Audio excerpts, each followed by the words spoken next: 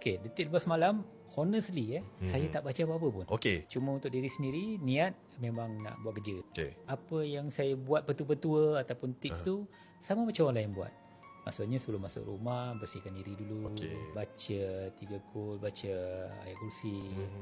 Jadi kalau kita rasa kita ada lagi betul-betul lain ataupun tips lain, kita buat. Tapi macam saya sendiri, so far Alhamdulillah, tak ada yang serius lah. Tak ada yang serius lah. Satu je yang saya pernah kena. Okey. Pengalaman dia bila saya balik rumah masa tu, rumah tak ada orang.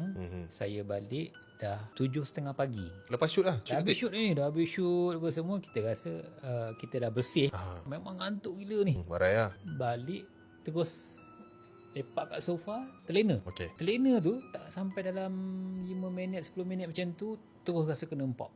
Ui, berat ni kan, macam nak baca apa semua pun memang tak mampu. Okey. Bergelut juga dalam 5 minit dan sudahnya dapat baca ayat kursi.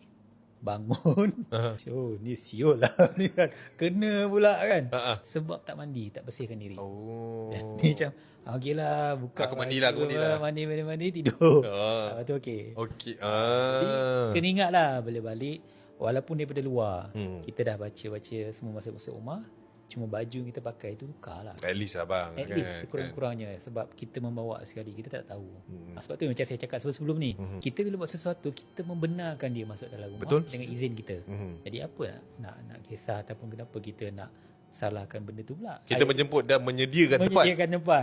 Jadi bila dah berlaku, apa tindakan kita?